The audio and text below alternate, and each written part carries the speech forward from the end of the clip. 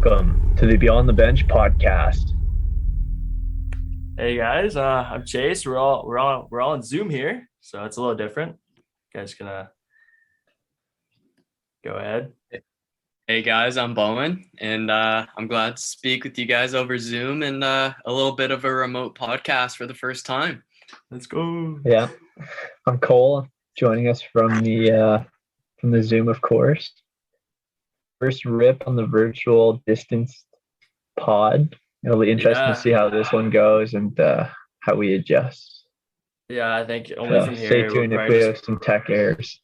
Yeah, only from here we'll get better at it. We'll probably understand what we need to do from here on out. So yeah, it's a bit of a learning curve for all of us, I think. But yeah, we'll get the hang of it. And the first one's going to be a little tough, but as we get going, it'll get better and better, right, guys? Yeah, right. Guess who's a far away from home? We got a boy down south in America. The international correspondent, as my mom said. So Mr. Worldwide. Sorry. Mr. Worldwide. Is Myrtle Beach. Yeah, I'm reaching the podcast from Myrtle Beach this week, guys. I came over, left Sunday night from Canada, just about the Toronto area, and 16, 17, 18-hour drive down to Myrtle Beach. Came in about Monday at, we'll say about 12, and been here ever since. 45 beers ago. About that, yeah. I'm almost finished the 2-4 they brought down, but yeah, no, I'm on a bit of a golf trip with the fam, so me and my dad have been golfing at, if any of you know Myrtle Beach, it's the Legends courses. So we've been golfing Tuesday morning, Wednesday morning, and that's today actually. And then tomorrow, the Thursday morning, wraps up my the third day of golf for me. It's been tough because I suck at golf, but it's been great. To be quite honest, this morning might actually at 8 a.m. I think it was actually the perfect morning. I don't know what else to call it other than perfect, to be honest. You said it was a Legends course, right? So you fit right in then, right? You're on the fairways. The Canadian legend taking on Myrtle Beach. It's quite clear it was named after me, being the Legends course. So wow. I had a great time. They've got 5 courses. I'm playing 3 of them. So I'm playing some pretty crappy golf as per usual, but I'm having a great time, so I've got no complaints. I'm having fun. It's the perfect course. It's pretty classy. I get breakfast, lunch, and 2 beers every day included with the package. So that's so nice. That is actually so nice. Dude, we pull up at 7 a.m. every day. We go in, they take the bags out of the car for us. We pull up, we go inside, we get a little breakfast buffet. Usually take some cinnamon rolls, some breakfast sausages, and some water, and we get on the course. Got a couple Gatorades and start the beers at about 10 a.m. Mimosas to go. Mimosas to go, absolutely, sir. I do bring a travel mug with me, and it's not for water. So love it. Next time you bring the travel bag, I'm stuffing myself in it. Yeah, I might have to bring a couple. Yeah, sounds like you're having a great time. Yeah, I am having a good time. There's plenty of activities, but no, I'm excited to get into this week's podcast. There is no shortage, of stuff to talk about this week, so I'm more than happy. Mm-hmm. What's been going on with the boys up north, up in Canada? What are you guys up to these days? Up north is usually up in Sudbury, but yeah, we're just in normal Canada and the southern part of Ontario. Yeah. I don't know. I could start off here. I guess I just started work today. So back at the golf course. Okay. Yeah, it's a good shift. It was a bit rainy today. I don't know. It's been raining in Ontario for quite a bit this week. So bunkers are a little rough. All the fun stuff, but tomorrow I'm back on holes. So thank God I get to listen to music for the first 2.5 hours of the day and just change holes. So that's what I'm glad for. I also went to the range for I think yesterday and today, so working on the swing.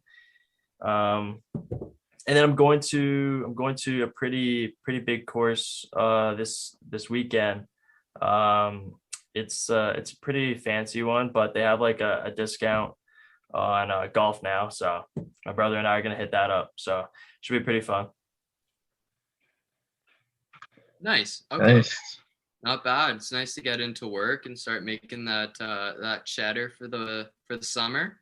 Oh, Good and for you, actually, buddy. big news. Free $10 bet today, right, guys, for Bet365. I know, Bowen, you couldn't take part in it because you're down south, but I like to say, America. I would like to say, 2 seconds left, my bet hits. 2 seconds left in the first period, my bet hits. 1.6 to be exact, or like 1.6. 1.4. I needed Tampa Bay to be up 1-0 with my free $10 bet after the first period. And I was like, oh, well, there goes free $10. Like it's gone. But Tampa's on the power play. I'm like, last chance here. This has to be it. I'm just sitting on the couch. I just see them tuck it away. I'm looking at the score. It's like like at the time, it's still good. I'm like, no way did that just hit. So man, that was a thriller of emotions. I could be more happy with it, man. So free $50, and that goes towards my golf. So couldn't even wait until the betting segment. He had to put it out there right away. No, it just happened. I have to talk about it. So of course. Well, I guess that leaves me for my personal life spew. There hasn't been much going on for me. I've taken the last half a week / 3/4 of a week to just relax, chill out, hit the golf courses. I played Timber Ridge with our guest star, Josh Akins, who got a nice par on the course. The guy is looking for some scratch golf this year, and he's doing just that. And then I got out to Picton, the hometown club, yesterday. And then I'll be there Thursday, Friday, Saturday. And as anyone that knows me, I am thrilled to be out there every day. That would be so much fun. Big tournament on Saturday with the boys. Shout out Walker, Hunter, and Ben. We're gonna try and go low in a big 4-man scramble. Okay, I like that. Probably drink a couple beers. Probably take the over on those, but definitely ready for some golf season. And it sounds like the boys are getting right after it on the golf course. What time are you guys teeing off? Bowen, you told me today you got a birdie. I got the last 2 days. So they have 5 courses. Our package includes, we booked like a little package, which is where I get the beers and lunch from. So I'm booking. So it's 3 out of the 5, which are all in one location, which are nice. And every day I tee off at about 8:00. Like today was like 7:56, and then yesterday was like 8:04, and then tomorrow I think is like 8:02. So it's a little specific, but early tee offs, I got to be up at like 5:45, leave for 6, and then get there for a little bit before 6:30. But yeah, no, it's awesome. I'm loving the early tee times. Nothing beats morning golf. Yeah. Nothing beats morning golf, but nothing beats the morning temperatures. I'm waking up to 20 degrees, and by the time I'm done, I'm sweating. And by the time I'm in the clubhouse for lunch, it's about 34, 35. So I'm about dripping in sweat, and I'm ready for that AC to hit. So just living the high life down there. I love it. I'm so jealous. Dude, I am so bummed. Tomorrow is number 3. So that's my last game of golf. I'm really trying to convince my dad to take me for one more run. I think he's wanted to play this course Pine Lakes with me, but it wasn't included in packages. So I'm trying to, push the issue a little bit and shake him down. See if I can get on the links. No, today was a good day of golf. We've been starting on the back 9 the last couple of days, just the way it's booked. So I've been playing 10 to 18 first, and then 1 to 9 the second half of the day. But it's a great time. I mean, the first day actually I was paired. Me and my dad played as a pair, and then we got added with another single, and it just so happened on the first day that the single was one of the golf pros for the club. So really? I got a free 7-hole lesson. I feel really bad. The guy's like now for the interest of hockey, he's from Massachusetts, and he's a big Bruins guy. He was drinking coffee out of a Bruins mug at 7 a.m. So there's more than just coffee in there. Yeah, absolutely. Now definitely some birdie juice. I feel really bad because he said this is the first summer he's played golf in 3.5 years. He got in 2 different. He was rear-ended in a car crash about three years ago at one intersection, and he recovered from it. And 5 weeks later, he was in the same intersection, got rear-ended again in an identical crash, he said. So this was his first summer he's been playing golf for about 3 years, he said. So it was tough. Jeez. He only played 6 holes with us, but I did get a few good pointers in that absolutely have improved my game unbelievably. Immaculate. Oh, I Good. can't wait to see it then. Yeah, I'm ready. I'm serious. My game's improved. Watch out, boys. Watch out. Oh, Bowen yeah. just keeps finding golf pro after golf pro, from simulator to golf course right now. Today I played with 66-year-old Ed. He's from New York, and he's got a kid. He is 66. His oldest kid is 50. If you're a math pro like me, that means you had a kid at 16. No dirt on him, but he's a fantastic guy. We had a great round, and he was a lot of fun to play with. But did he drop the I don't hit it far, but I hit it straight and I don't lose my ball? No, actually. Oh. This guy was insane. So we'd be me and him lost a ball in the trees to the right together. So we're going to look. So I pull the cart up and I hop out and I go for a little walk in the wood as per usual. Then I turn to my left and he's ripping the cart right through the trees like it's nothing. He's cutting down weeds, cutting down brush like it's never been there before. It was unbelievable. Some of these old guys don't give a fuck. Dude, I'm 10 yards into the brush here. He's 20 yards in, plowing the cart through all the brush. He goes, "Hey, is this your ball?" I'm like, "Yes, sir, it is." It was incredible. But no, Ed was a great guy. I'm having a good time. I'm enjoying the heat while I can because next week it's back to the work grind, you know? Yeah. I'm loving the time I'm getting to golf, and I am loving the time off so I can watch some playoff hockey. It has been good. This playoffs, I tell you. It's good. It's been really entertaining. The first night, though, I guess this is our segue into hockey here, but sure. That first night, I was so taken by all the scores. I don't know if you guys looked at them too much, but besides that Edmonton game, everyone was a blowout, or what I would consider a blowout for a playoff game. I would agree. Oh, Monday night? Yeah. Leafs are down 2 now, but yeah, they are. Yeah, well, I mean, do we want to open up with the Leafs Tampa series then? If we want to talk about the Leafs a little bit, they're playing right now, so we might better. Yeah. So that was a very entertaining game as a Leafs fan, right? Going into that, you see what Clifford did, and then you're like, oh no, right? And then my God, was Toronto having more scoring chances than Tampa on that PK? It was disgusting to watch. That PK, in my opinion, that really set the tone for the game. And as a Toronto fan, I hope it sets the tone for the series. I don't know that it will. That being said, that PK and the ensuing plays after from first to third period, as a Toronto fan and a hockey fan, it could have gone better. It couldn't have gone better. Yeah, even the fans were just absolutely cheering. Every play was unreal. The fans have been making me want to go to every single Toronto Maple Leafs event I possibly can right now. Yeah, I know. Sheldon Keefe dropped the the fans were the first star, and I couldn't agree more because I don't know.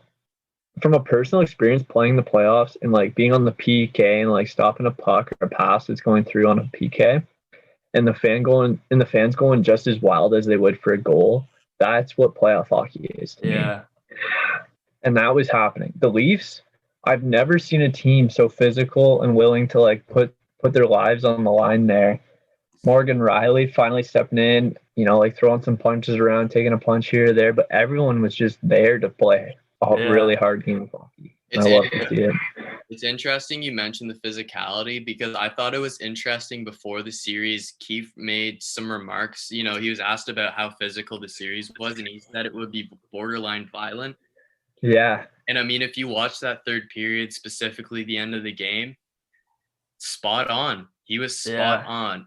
Yeah. Clifford set the tone. I mean, I'm not going to say that was a clean hit. I mean, it was a Leafs fan. He earned the suspension and he earned the penalty in the game misconduct and whatever, but I didn't like the play, but you know what? It set a good tone for the game, and you know what? It said the Leafs are here and we're ready to play, so I'm okay with it. It was basically the easiest way to step into the game and say, fuck you guys, we're not getting tramped over here. Like, we're here to play hockey. Do you guys think Clifford might have been put in the first game sort of to set a physical tone kind of thing? 100%. That's what I was thinking. I don't care if Bunting was injured or not. I think Clifford was in the game. You know, I was thinking today about sort of this stuff, getting, ready to watch this second game. I've got it up on the TV behind me, kind of. It's American TV, so I don't exactly have the up north kind of broadcasting that I do up here. I get some recaps here and there. It's on ESPN. Yeah. No, but I did like the play. I like that, if he was put in there specifically to set a tone and put some physicality into the series, let alone the game, I'm happy with it. Toronto's not known as a physical team. A lot of people were saying they were soft, and I did like to see the physicality. I like the boys getting into it. What I really loved to see was them poking Simmons a little bit, trying to get some aggression out of him. And I like that he tried to sort of stay disciplined for when he did. Yeah. I'm not going to say he was the whole game. Obviously, you saw the play after, but I did like that he stayed disciplined was it Maroon and Perry going at him? From the initial point, right? Like, they're trying to antagonize him in a 5-0 game. He did exactly what you're supposed to do. Just kind of walk away, let it go. Obviously, things escalated, so then he came back, which I agree with. But I think his first initial play was quite literally what you need to do in the playoffs. Like Morgan Riley stepping in there and even taking some jabs at some guys, getting him into the physical game of it, right? Everyone's really it was a really big team effort, especially with that like PK. Like, everyone after that was involved. Like everyone was basically on their horse the entire rest of the game. And when they were getting pushed around, like, they did not back down one bit. They basically just, they stood their ground, right? I mean, it was unreal. And that's why they won 5-0. I had a hard time. Sorry, go ahead, Bowen. You sure?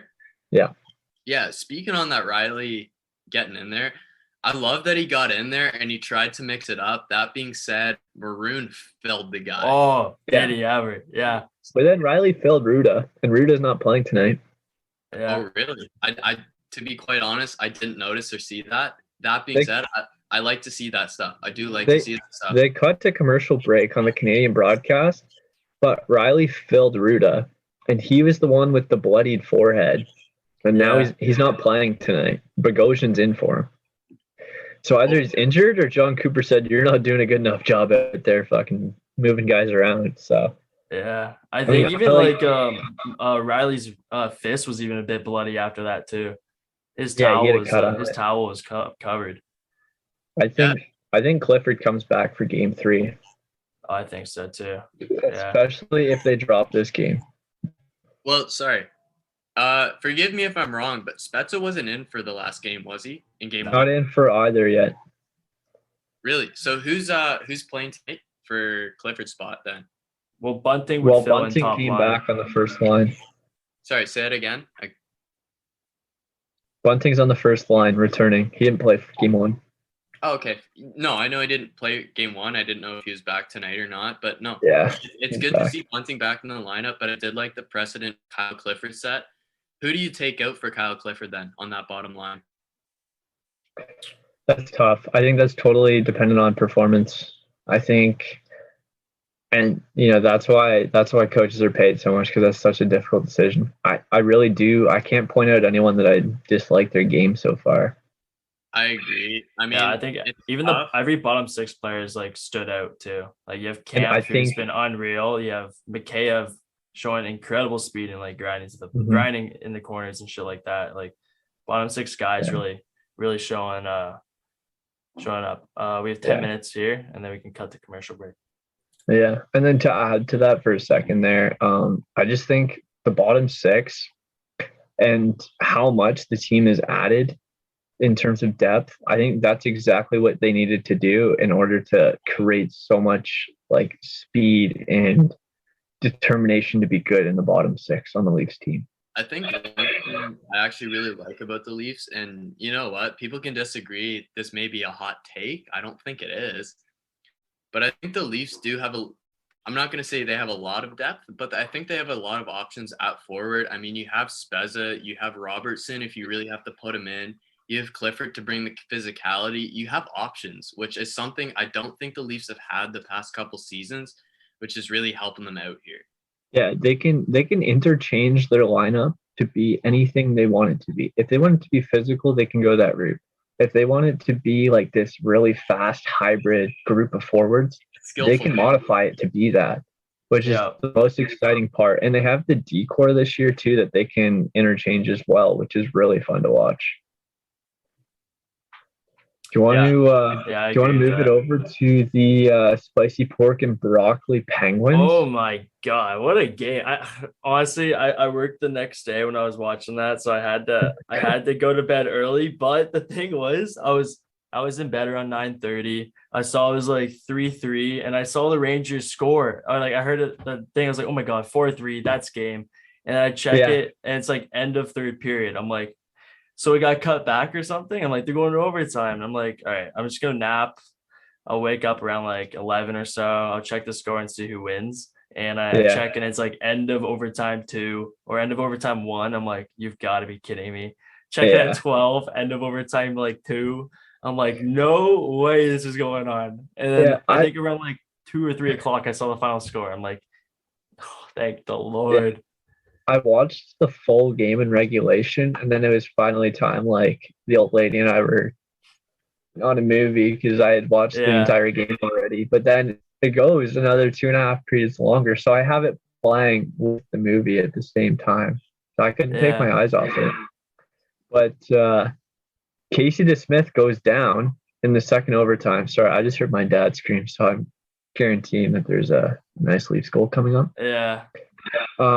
But DeSmith goes out in the second overtime, and Louis Domingue has to come in. And for anyone that's seen fresh the memes, off spicy pork and broccoli, fresh off the shitter, I'm sure, and plays a great game. And actually, he makes 17 saves for the win. Yeah. Like, Chase, how do you, as a Penguins fan, do you feel like he was the difference maker, or do you feel like next game if DeSmith is out, do you think this guy will be able to hold the fort down? I think the Penguins are comfortable with this guy. I think he's played in a bit this season and last season, and I think his first ever game. Yeah, 2 games, and even last season he played maybe 2 games. He got a shutout, and his save percentage in those couple games were really good, even though he was the third string. When he did play, his stats were pretty good for those few games he's played. So I have no problem with this guy starting. I think the team's very comfortable with him playing. And even at like the post-game interviews by a lot of players, like everyone's feeling comfortable with this guy. Even him going in, he's just like, just got to treat it like I think either it was him or DeSmith saying like, you just got to treat it like a regular game. Obviously there's more on the line, but once you get in the headset of thinking it's a different game than normal, you're thinking things too much. And then that's where you become jittery. But I think he played really well. And I would feel confident with him in that over DeSmith, or I feel confident with him. I just love the post-game interview where he goes. It's so funny. So funny. He basically goes, yeah, I'm shitting my pants that I even have to go in there. Never mind the fact that I've already ate my post-game dinner in between these overtime periods. Yeah. I've never seen something like, this is the part about hockey that I love in terms of like the e-bug stories and like your unknown injury stories with goalies, is that some guy gets put in there just on a pedestal and they're so cold, and then they come out and they do great somehow. Yeah. I love it. And nice goal there by Michael Bunting there. Calder Trophy winner right there. I was gonna say, okay. I just saw Bunting put one in. Yeah. I was good. Just to speak on a little bit of the Penguins game, I didn't watch any of it, to be fair. I did have an early morning, so I was kind of in bed after the Leafs game, and that's really all I watched. That being said, I think this playoffs specifically has shown that goaltending depth is just as important as other series, or as other playoffs, or as other lines sort of thing. It's great to have forward depth and defensive depth, but like goaltending depth is very important. I mean, you're gonna see how important goaltending depth is with Vegas. With Leonard out in surgery, you're going to see it with Nashville with Saros out. I think it's very important. There's no depth in Nashville with goaltending. Sorry. Yeah, and Bowen, to add to that point, you make a really good point, because I don't think the regular season, the goalie position kind of gets discounted, because if a team can score a lot of goals, like, you really don't notice it, right? But in the playoffs here, we have obviously seen with the Oilers, like Mike Smith struggling. They really know that they can't rely on Koskinen. But I really think the Oilers have their backs against the wall here in terms of goaltending position, and they're going to feel the effects here. And you make a really good point that goalie depth is probably one of the most important roles. You fucking Shesterkin made 71 saves last night and still took a loss. It's incredible.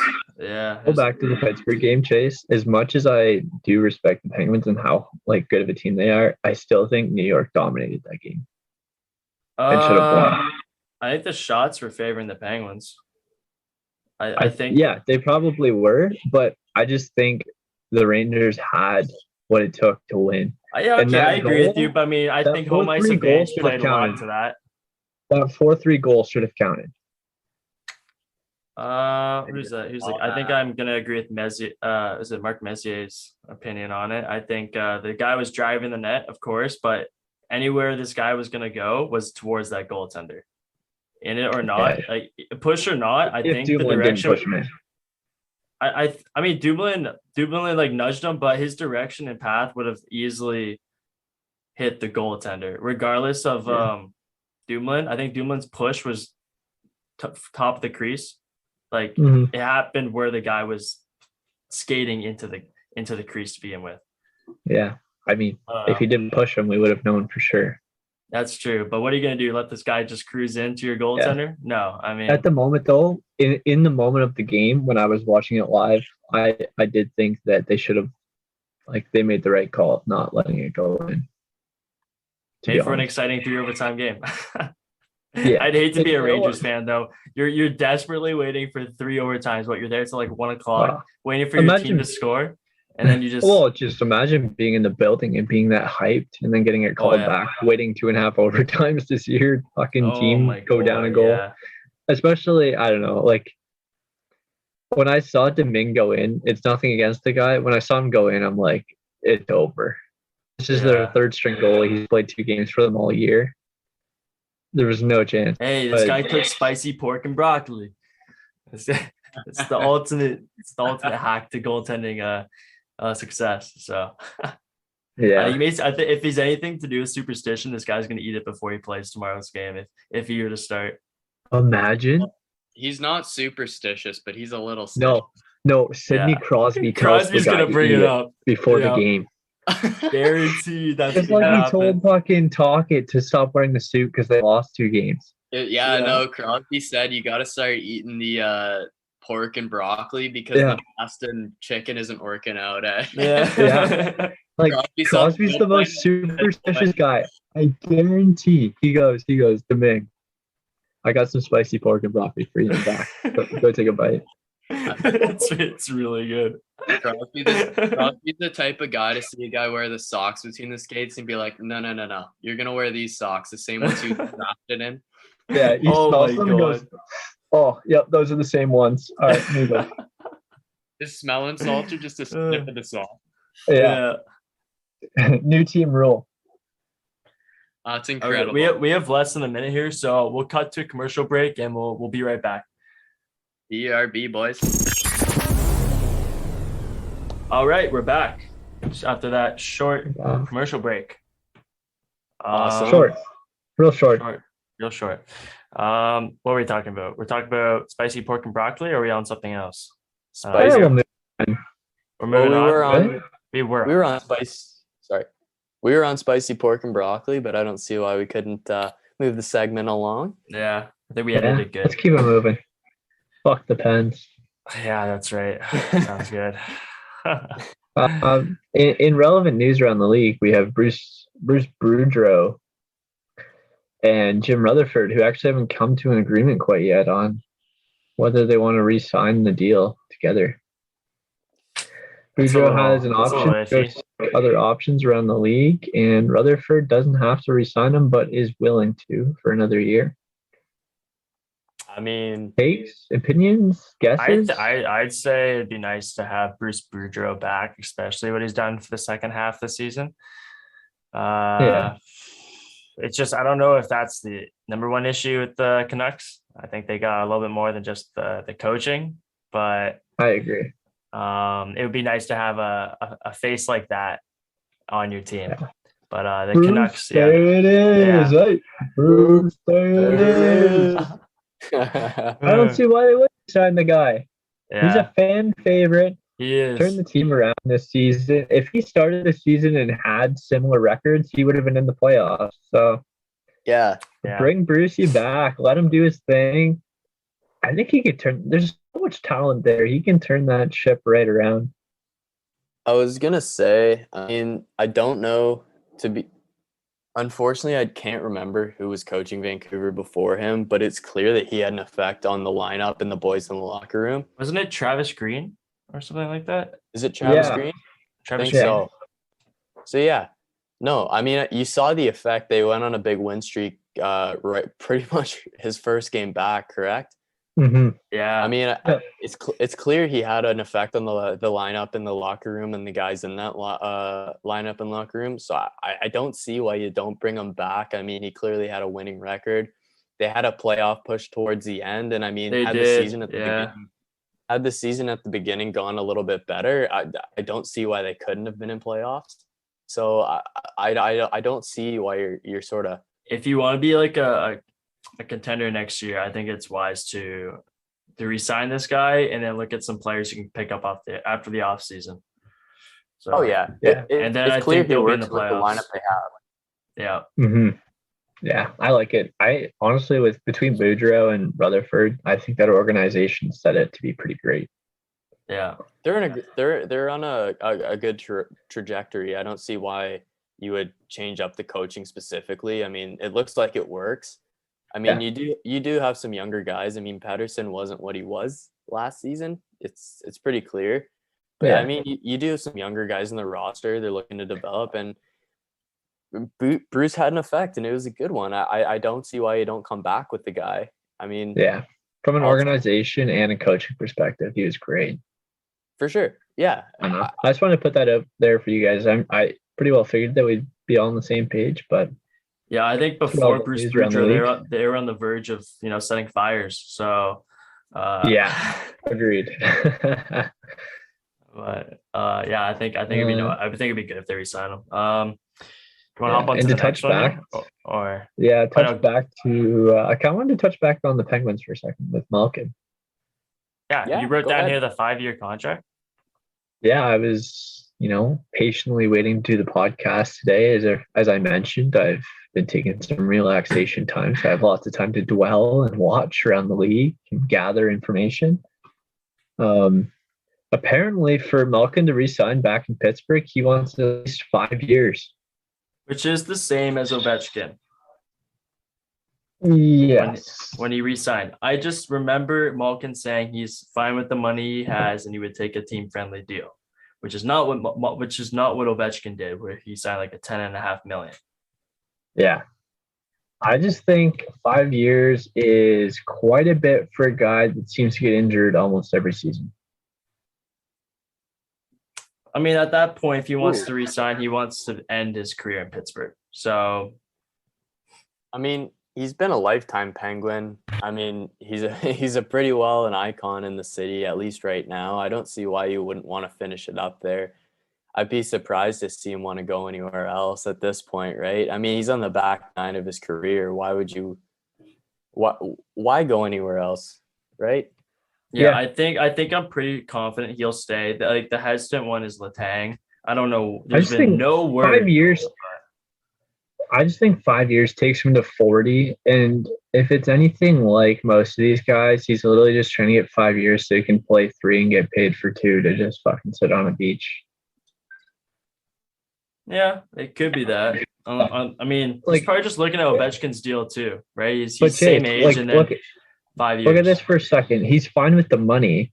What's a team-friendly deal look like? The guy's getting paid 9.5 right now. I would think maybe 8 or 7. Yeah, I guess. I don't know. Like, if this guy really wants to, I don't know. I think it's up to where whoever is running this ship wants to take the ship. If they want to go down the rebuild stage, I'm not giving them very much money. Oh, I don't think. I think as the Penguins owner, I think they're okay with just having these guys stick around until their careers are done and then entering the rebuild phase. Just because of the legacy they've had in Pittsburgh, I think they don't want to ditch them and trade them off for assets when they've left such an impact on the team and the organization that they just want to have their careers end in Pittsburgh before they take a next step into the rebuild. Yeah, that's fair. I just wanted to know a little bit into your opinion on that. So Yeah. on that, I actually have a question. So what to you guys, to the two of you guys, because I'll answer this at the end, but for you, what is a team-friendly deal for Malkin? Like, what do you see as a team-friendly deal for a guy given what you would think his value is? What do you say would be team-friendly? I'll let I Chase have go no first. idea. I have no idea. Like if his contract right now is 9.5, I would like it to be around 5, especially with the points he's been putting up for being injured and all that stuff and being injury prone. But I don't, as a GM, I don't want to start my offer there. I do not. Look, I'd be if you say to Malkin, we're looking at 5, and then this Malkin's like, you gotta be this fucking guy's kidding gonna go, me. that's fucking basically half of what I have right now. Yeah. So I think for a team friendly deal, I think it's either 7 or 8. I don't think it's gonna touch 6. It'd be nice if it would, because then it leaves room for other guys. But I don't know how the team. Yeah, I don't know how the word team friendly works in the NHL anymore. So See, for me, it's like he played half the season. That's all you ever get out of Malkin lately is about half the season with his injuries. yeah, But when he is playing, he's a point per game player. So there's a trade-off, I guess, right? So if I were to guess, I say 6.7.5. he's gonna write this down. It's gonna hit. Just 7.5. I'll call Malkin's agent tomorrow and tell him. That's what I think. 6. All right. I just think, I don't know, in one way, the Penguins could say, hey, Malkin, and who's the other guy that's got to re-sign? Letang and Russ? Letang and Russ. I would say Letang and Malkin, if you guys want to stick around, do like, just be like the fucking LA Kings. Take some team-friendly deals. I'm not saying like go half of what you earn, but take at least a good 30% off. Like I don't know if Malkin and Letang think of this, but when they sign a contract, but how much has the Penguins organization done for them as players in the city and as like a Penguin, that what can they give back in terms of the next generation of players? Like, but don't you think respect has to go both ways in one way? Like the Pittsburgh organization can give them whatever deal they want. Yeah. But if these guys are just going to be stubborn old boys that want as much money as possible, then they're just going to play on a shitty hockey team. Yeah. And I feel like Evgeny Malkin, Chris Letang, and Crosby have just always been guys that want to win the cup, no matter what state. Like, they've never really been a team to miss the cup or like settle for less. They've always been go big or go home. So I think, in my opinion, if they wanted to continue the go big or go home, they take team-friendly deals at like a 25 to 30% discount. And then they go out there, they draft well, and they do what the LA Kings are doing right now with Girardi, Anze Kopitar, and Dustin Brown. Yeah. They wait. And they already have a young core that works out so well for them, right? They have Gensel. Exactly. If they were able to resign based on the team-friendly deal, then they still have a chance of signing Rust and maybe Raquel. Like it's a stretch, but I mean, like, there's some guys that they can have on the same team and maybe grab some more. So absolutely, yeah. It's interesting because I asked that question. So give me your numbers, Chase. What was your number that was a team? I said 6. I said 7 or 8. Cole. I said 6.75. Fair. I don't know that I would go after Malkin for more than 6.5 to be. Yeah. Now, So I try and think of this as a GM would, because realistically, as a GM, you're running a GM, we'll say a GM or a president, that you are running a business. And I understand the commitment and the pride that Malkin's taken in wearing, the Penguins jersey and what he's done for the organization. But at a certain point, an asset isn't going to bring you what you're putting into it, right? At over, let's say 8 million. At 8 million, is Malkin worth that at 35? Is Malkin worth that at 36? There's one to add on to that. One, I don't think he's worth 8 million at 35, and I sure as hell don't think he's worth 8 million at 40. No. Right? Yeah. But I'm trying to think about it as this guy depreciating over the next 5 years. The 6.75 is generous down the last 2 years of this contract, but in the first 2.5, you're at least hoping for a point per game, and he gets 75% of the season in. Like, what you could do if he does retire early, you can always trade off his contract to Arizona and then give them a first to take it on. Like they did with Pavel Datsyuk. We look at this. We look at the past trade deadline, and Arizona's not taking those anymore. They've finally decided that this is it. We're not doing that anymore. It just sinks them in a sinker hole. Sorry, Chase. You said give him the contract for a first rounder. Like if Malkin were retired, you give him the contract, and then you trade him a first rounder for basically nothing, is what you're saying, correct? Yeah, you pay them to take it. See, well, why would you take a contract and then pay him for a first rounder? You're basically just saying, I'll take this shitty contract and I'll give you my future away. Exactly. So I see it as, say he retires, then you kind of go into a rebuild. Then do you really want to go into your rebuild just trading your first round pick? That could be very important. Yeah, okay. I retract that. Yeah, I retract that. I retract Malkin's going to have a no move trade clause as well. So he's going to waive that to go to, like, no one's going to go to Arizona with an NMC on their contract. No. Well, I don't think Evgeny will ever play for another team. I just, like, you dump the contract if you were to retire, but I retract that. I would think if he does retire, it's just you use that first rounder. You botch the playoffs, you get a high pick, and then you sign a guy for league maximum at an entry level contract, which is only $900,000. So it won't even affect your salary. So I take it back. Good boy. Yeah. Yeah. I just think anywhere north of 8 million I think that's a little much. I can appreciate it because for 36 and maybe the age of 37, maybe it's worth 8 mil for sure. Maybe it is a point per game player who's going to show up for 75% of the season, who's going to help you make that push. Maybe that's worth it. But is 38, 39, 40-year-old Malkin really worth that much money that you really want to be invested in it? You know what I mean? And even to buy him out, that cap hit is hefty, right? Yeah. I don't know. We won't know until it happens, but I'm curious what Ovechkin would do at 42. At 40 as well, when he's getting paid 10.5, where he didn't take a team-friendly deal for his Capitals. So, not a big OV fan. No, I mean, sure, I'd like to see him, hit the goal record. But I mean, for not taking a team-friendly deal, just 5-year contract, $10.5 million at what, 35.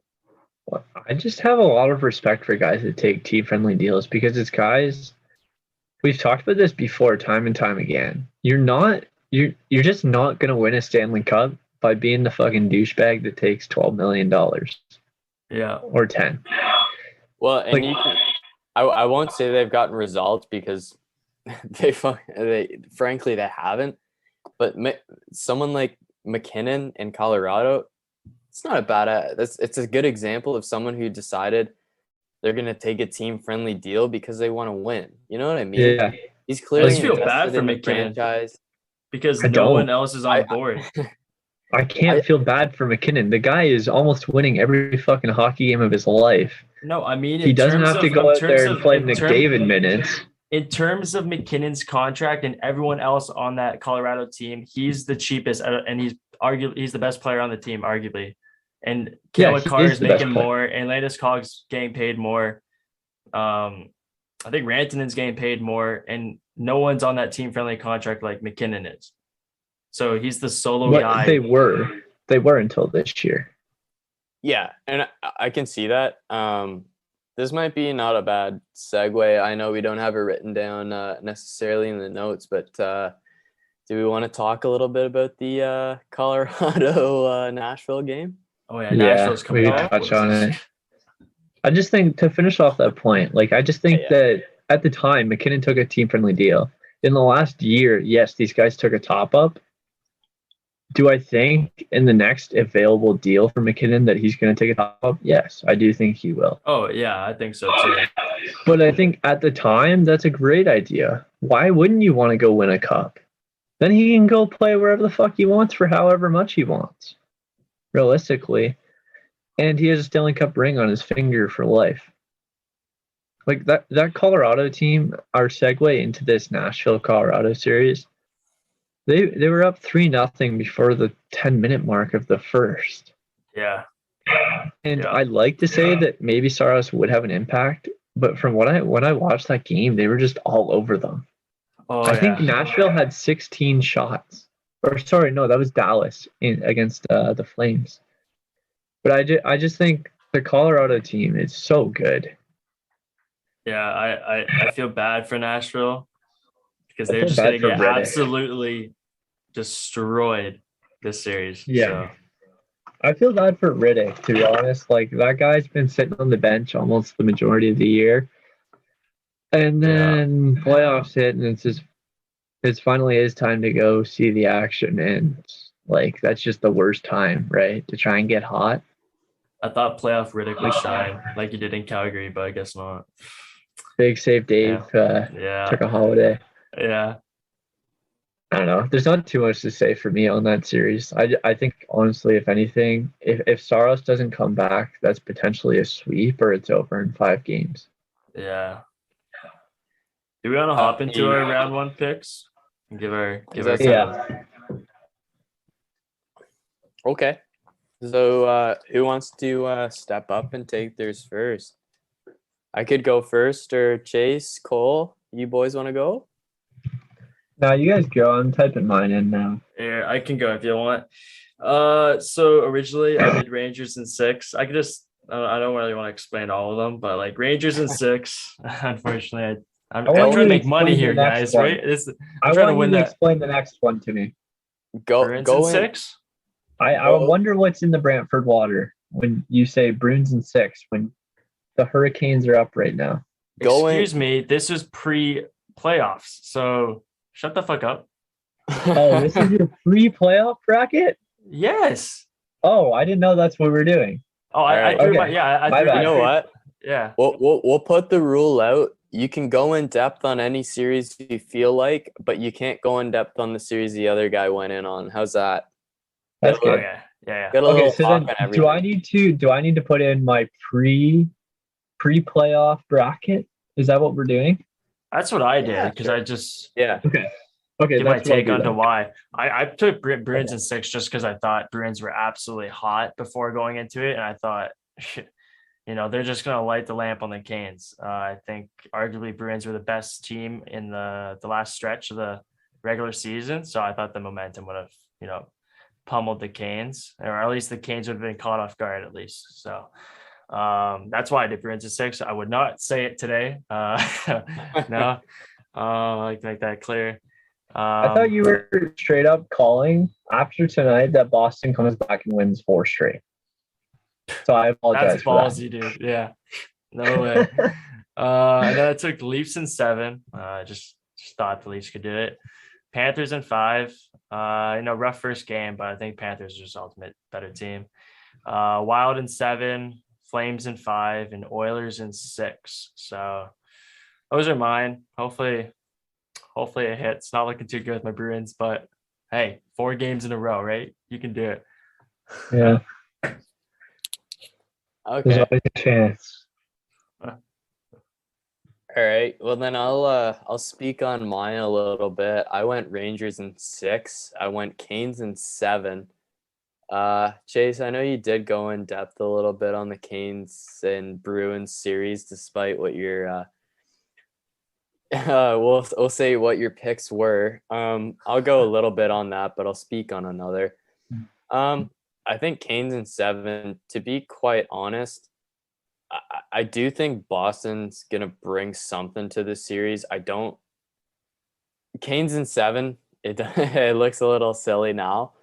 But yeah, as far as pre playoffs, I thought Boston brought a little something that. Yeah, I'm just that surprised Carolina Allmark is didn't starting again tonight.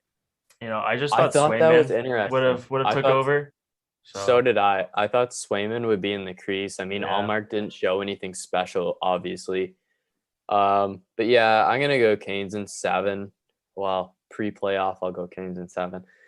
I went Leafs in 6. Panthers in 6. Avs in 6. I'll go in on my Avs prediction because I will say, I mean, I think you guys can both agree that's a little bit bold there. I mean, Bold now, Chase, yeah. you said Avs in 5, right? So I mean, Yeah. you clearly see that Nashville's going to steal at least one game. I right? think so. I mean, once Stars comes back in either game 3 or 4, I mean, it's do or die for Nashville, so they have to win at least one of them. So Yeah. See, I like the Avs in 6. I think we're all on board that the freaking Predators are going down 2-0 before they go home, right? I mean, yeah. so. I mean, I think the home games for the Preds though are huge. I mean, you can talk about. I don't know, as far as listeners or the two of you guys go. I don't know how you guys think about home ice advantage specifically. That being said, Bridgestone, when the Preds are at home, I mean, we saw it when they played the Sharks a few years back in the finals. That building gets a rocking. Oh yeah. Rocking.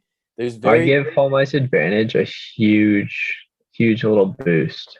So do I, which is why I say Avs in 6. I think the Preds can steal at least at minimum 1, maybe 2, which is why I went 6. Is I think realistically they've got a shot at 2.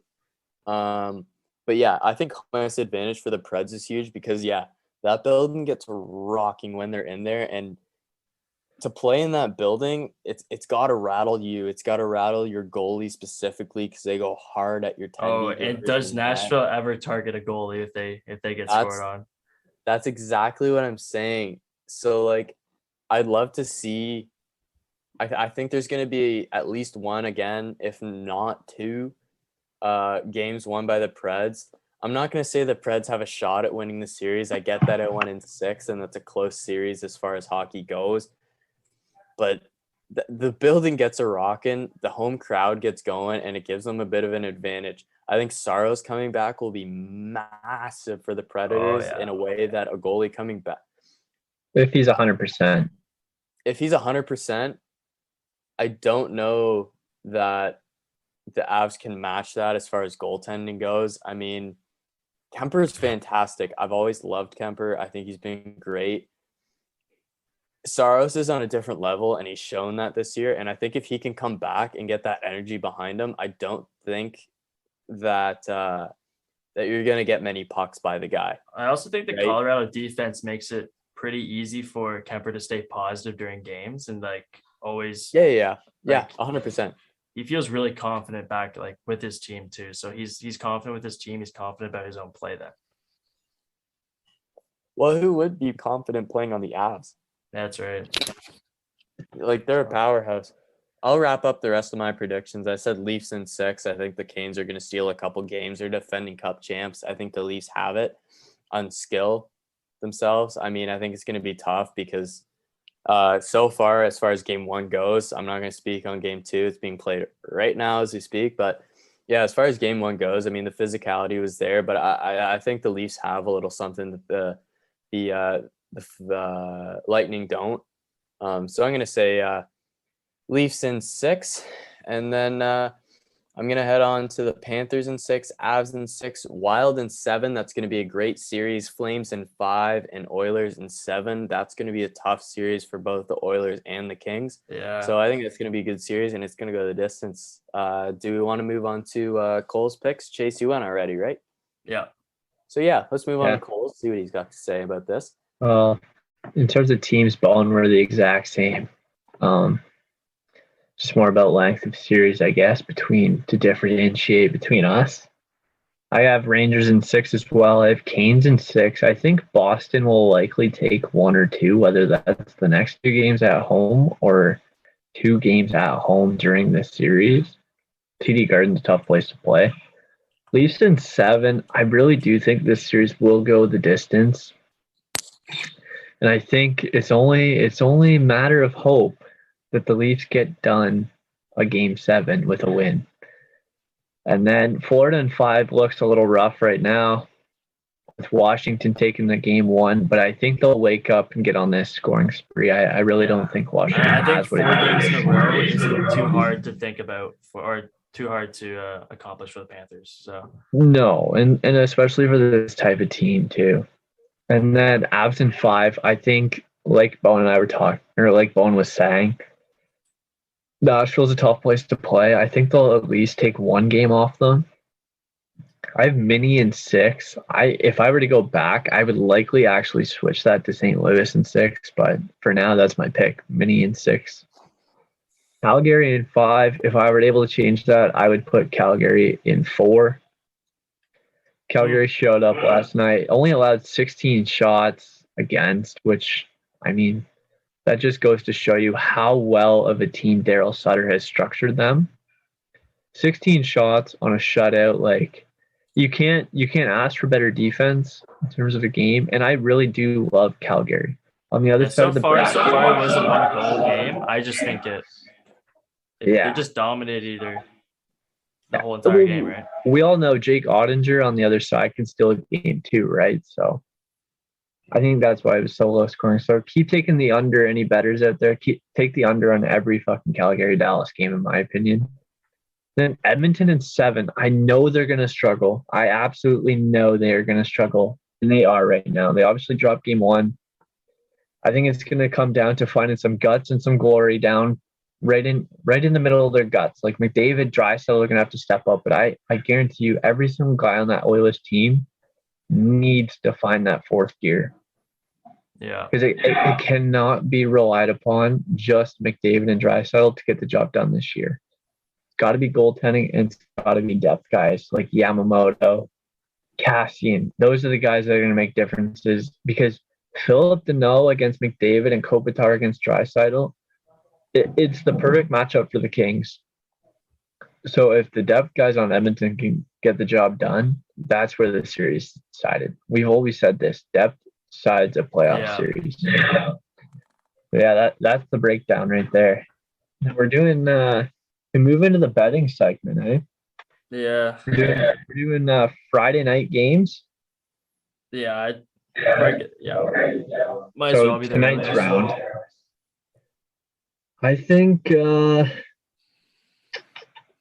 tough call, considering we don't get to see what game 2 looks like, because I always think it has huge implications. But I mean, if we have the second period, for at least for me, when I already chose my Friday's game, I can start if you want. It looks like the Leafs could lose this game. Hopefully they have a strong third period, but in the case that the Leafs lose, I think they'll probably take the first game in Tampa away. I think they'll probably go in there knowing that they really need to take the first one away. If they go down 2-1 and then they're in Tampa, they're on the verge of, like, Tampa wins one more, they're down 3-1. Now it's just desperation time. And I think once Toronto goes into desperation mode, they panic, and it could be not saying that Sheldon Keefe hasn't disciplined them enough and made them feel confident in the room at all times. I just think down 3-1, it's like do or die. So I think the Leafs have to take game 1 or game 3 in Tampa first. So yeah, I like your pick. I'm gonna take. I'm really hoping. I'm gonna watch tonight. I'm really hoping Edmonton wins tonight. I think they can get it done. Also, a great story that I wanted to talk about too on the pod was this young lad, Ben Statler, who's been around the Edmonton Oilers team there. He's a little guy fighting cancer right now, and they've been really helping the guy out with, getting him to games. He was their little lucky charm there at the end of the season. Best wishes to this guy. I really hope your battle with cancer ends up successful. We're all cheering for you. The hockey community is behind you. And I'm behind your Edmonton Oilers, baby. Oh, yeah. So I'm going to go Edmonton Oilers over the LA Kings, and I'm going to go under 6.5 because Jonathan Quick and Mike Smith, the over 35 contracts legends, are going to heat up. They're going to close the gap, and it's going to be a real tight major in LA for Game 3. All right. Yeah. I'll start off my bet picks with agreeing with Cole. I mean, our thoughts and wishes are with Ben and his family and the whole community that's sort of surrounding him. And, I think everyone can agree with the fact, everyone knows the saying. I mean, I think most people do, but you know what? Fuck cancer. Everybody thinks fuck cancer. It's horrible. And, we hope his fight goes successful and he stays strong like he has so far, and he keeps pushing and fighting. But I'll start my segment. I'm gonna follow actually Chase on this. I'm gonna ride with you, Chase. I think the Leafs are gonna steal one in Tampa on Friday night. That's right. Give those fist pumps in the air. Yeah. But yeah, I think the Leafs will steal the first in Tampa. Tampa's winning right now, but I think the third game's Toronto. I think they're going to come back with some energy, whether it's a win or a loss. I think they know they have to go into Tampa ready to play and ready to show up. So I think it's going to be a good one. I do think the Leafs are going to win that. I think it's going to be a close game. But I like the Leafs on the Friday night bet pick. So yeah, I'm riding with you, Chase. You know what? This is going to be the most exciting Friday night I've had for a while. For sure. Hockey. I mean, I know I'm hitting the golf course and I got to get a great night's sleep for 1 p.m. tee off, shotgun start on Saturday. But yeah, oh baby, am I ever? Whoa! Sorry, we turned the volume on the hockey here. Sorry, but I'm jacked up. The playoffs so far have been nothing disappointing at all. For sure. And from a betting segment standpoint, it's keeping us on our toes. I know none of the favorites are up. Like, not all the favorites are up right now, which is kind of nice to see because we definitely want to see the variety, right? We love the upsets. We love the playoff dramatics. But I also want to touch a little bit. I know Lightning's up right now, so it kind of looks bad. But John Cooper's comments about the Leafs saying that first game was a gimme game.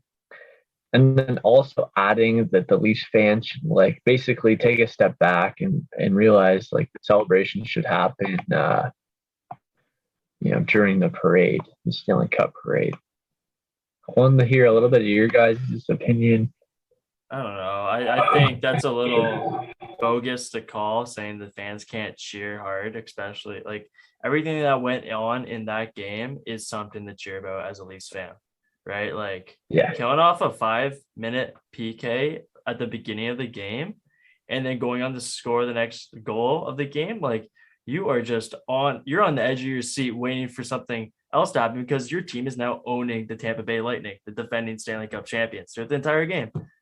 It was all Leafs after that. It could not be more clear as dominant. So yeah, I basically asked this question to basically tee myself up because I was a little fired up seeing this. Yeah. Yeah. I just think this guy, I usually do really like this guy's takes, but I really thought he was out for lunch on this one. A little bit, yeah. I get that your team was a little sleepy / lackadaisical to get into the game, but the Leafs had every single right to say that they dominated and walked all over this team, and that it was in no way a gimme game. I understand that they didn't play great, but part of not playing great has to do with that other team on the other side of the bench. And the Leafs, with that 5-minute power play, completely shut them down. Every power play, they shut them down. I would even argue the first 4 periods of the series, the Leafs dominated them. I haven't been able to watch the second period as closely, but the first 4 periods of the series, they've absolutely put them to work.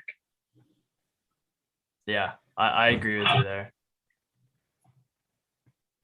But Yeah, I agree with you. I mean, it's tough getting on the fans like that, but yeah, I'll agree with you on that take. I mean, there's not much more to be said about it, in my opinion, but yeah. I think it's just I'm not ballsy planning the by him to say parade it. after a 5-0 win in game 1. No, I don't think any Leafs fan actually thought about that. I just think that like that was probably the best game to see as a playoff fan for Leafs in like such a long time.